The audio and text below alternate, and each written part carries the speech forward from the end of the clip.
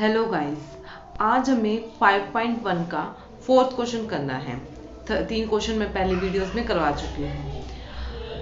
इसमें क्या क्या रखा है ये देखते हैं। चलो, which of the following are APs. इसने क्या क्या रखा है, जो ये हमें पार्ट दिए हुए हैं इस क्वेश्चन के, उसमें से कौन सी एपीज है। If they form an AP, अगर वो एपी है तो उनका क्या निकालना है, find the common difference D and right 3 more than terms. मतलब उसमें क्या क्या रखा है कि हमें एक तो डी निकालना है और 3 टर्म्स और निकालनी है। जितनी ये हमें दे रखी है उससे 3 टर्म और निकालनी है नेक्स्ट। तो जैसे इसमें 1 2 3 4 दे रखी है, तो हमें A5 A6 और A7 ये 3 टर्म और निकालनी है। चलो देखते हैं कैसे होएगा। पहले तो हमें क्या पता करना है कि ये एपी सीरीज है या नहीं। कैसे पता करते हैं, पहले ये बता चुकी हूँ कि इसमें से इसको माइनस करके देखेंगे, इसमें से इसको माइनस कर, इनका अगर कॉमन डिफरेंस सेम आता है तो ये क्या है, एपी सीरीज है। लेट चेक, क्या है ये 4 ये 2। पहले हम क्या करेंगे, A2 माइनस, इसको क्या नाम देंगे, A1 A2 A3 A4। और नेक्स्ट क्या निकालनी है हमें, A5 A6 A7, 3 टर्म निकालनी है। तो हमें पहले तो चेक करना पड़ेगा, अगर ये होगा तो हम आगे निकालेंगे, नहीं तो हम इसको छोड़ देंगे। A2 minus A1, A2 minus A1 is equal to कितना है, A2 कितना है 4 और A1 कितना है 1, तो यहाँ पे हम 2 लिख देंगे, सॉरी। A1 कितना है 2, तो 4 में से 2 गया, कितना आ गया 2। अब नेक्स्ट 2 टर्म चेक करनी है हमें। A3 में से A2 माइनस करेंगे, A3 माइनस A2 कितना आ जाएगा, 8 माइनस 4 कितना आया 4। तो ये यहीं पे पता चल रहा है, आगे हमें चेक करने की जरूरत नहीं है। ये 2 आ रहा है, ये 4 आ रहा है। अगर ये अलग अलग आ रहे हैं कॉमन डिफरेंस, तो ये एपी सीरीज नहीं है। ओके, यानी कि हमें इससे नेक्स्ट 3 टर्म निकालने की जरूरत ही नहीं है। अब हम चलते हैं सेकंड पार्ट पे। सेकंड पार्ट क्या है, 2 5/2 3 7/2। अब हमें इसमें पहले चेक करना है कि एपी सीरीज है या नहीं। हम क्या करते हैं, A2 minus A1 A3 minus A2, पहले ये 2 चेक कर लेते हैं। A1 A2 A3 A4 ये चीज दे रखी है हमें, तो हम यहाँ से A2 में से A1 माइनस करके देखेंगे। 5/2 माइनस 2, तो इसको कैसे सोल्व करेंगे, यहाँ से हमने एलसीएम लिया, यहाँ पे 1 है, यहाँ पे हमने एलसीएम लिया, कितना आ गया 2। यहाँ पे 2 1 2 5 माइनस यहाँ 1 है, तो 1 2 2 2 से मल्टीप्लाई 4 कितना आ गया 1/2। अब A3 में से हम A2 माइनस करके देखेंगे। A3 कितना है 3, A2 कितना है 5/2। यहाँ पे नीचे 1 आ जाएगा, इसको सोल्व करेंगे। यहाँ पे 2 1 2 2 तो 2 से मल्टीप्लाई, 3 2 6 माइनस 5 कितना आ गया 1/2। यहाँ तक क्या हो गई, दोनों इक्वल हो गए। तो नेक्स्ट 2 टर्म भी हमें चेक करनी पड़ेगी। नेक्स्ट 2 करते हैं, A4 माइनस A3, क्योंकि 7/2 क्या है A4 और 3 क्या है A3। A4 में से A3 माइनस करेंगे, A4 कितना है 7/2 माइनस A3 कितना है 3। A3 में से इसको माइनस करेंगे, कितना आ जाएगा, ये सोल्व करना पड़ेगा एलसीएम लेके। तो ये आ गया, एलसीएम आ गया 2 2 1 2, तो 1 से मल्टीप्लाई 7 माइनस यहाँ नीचे 1 है, 1 को इससे डिवाइड करेंगे, मल्टीप्लाई 2 आ जाएगा, तो यहाँ से इसको मल्टीप्लाई करेंगे 2 6 आ गया, तो ये भी क्या आ गया 1/2 आ गया। यानी कि यहाँ से भी ये 1/2 आ रहा है, यहाँ से भी 1/2 आ रहा है, यहाँ से भी 1/2 आ रहा है। तो इसका कॉमन डिफरेंस सेम आ रहा है, तो कॉमन डिफरेंस यानी कि डी इसका क्या हो जाएगा 1/2। एक आंसर निकल गया।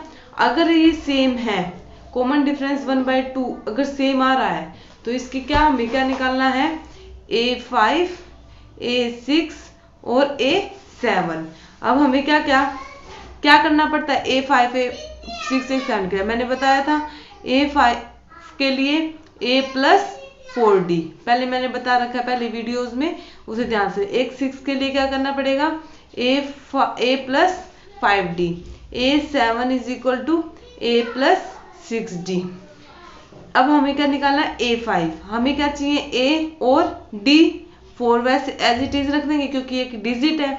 A क्या हमारे पास क्वेश्चन में अभी हमने देखा था, A क्या है 2, तो A की जगह 2 और D हमारा अभी क्या निकला था 1/2।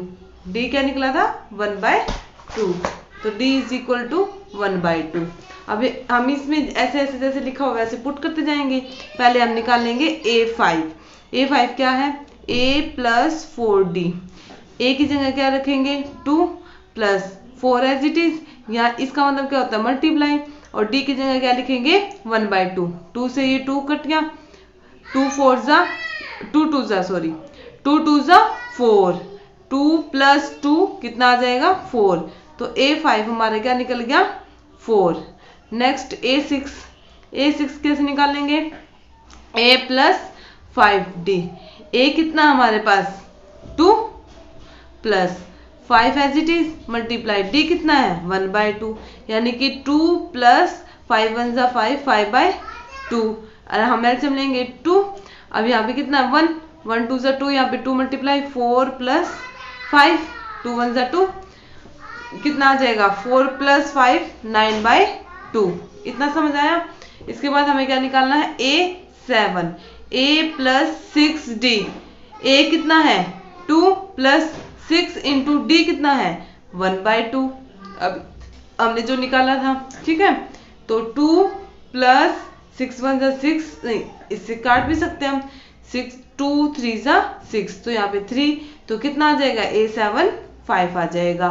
हमारी क्या सीरीज थी 2 5/2, क्वेश्चन में दे रखा था ना 3 7/2। हमें नेक्स्ट 3 निकालनी थी, यानी कि ये A1 A2 A3 A4 तो था ही। अब यहाँ पे हमें नेक्स्ट निकालनी थी A5 को हम क्या लिख सकते हैं, A5 को हम जो हमारा निकला है 4, A6 क्या निकला है 9/2 और A7 हमारा क्या निकला है 5। तो यहाँ तक हमें समझ आया, ऑल क्लियर। इसको हम सेकंड मेथड से भी कर सकते हैं। जैसे हमारे पास टर्म थी 2 5/2 3 7/2, इसका जो हमारा गैप आया था कितना आया था 1/2, D इज इक्वल टू 1/2 आया था। अब हमें नेक्स्ट 3 टर्म निकालनी है। हम क्या कर सकते हैं, इसमें हमें पता है इन दोनों का गैप क्या है 1/2, इन दोनों का गैप भी 1/2, इन दोनों का गैप भी 1/2, क्योंकि कॉमन डिफरेंस सारों में क्या आएगा सेम आएगा। तो हम 7/2 है जो नेक्स्ट टर्म निकालनी है ना हमें A6, तो हम 7/2 में 1/2 प्लस कर दे तो नेक्स्ट टर्म आ जाएगी।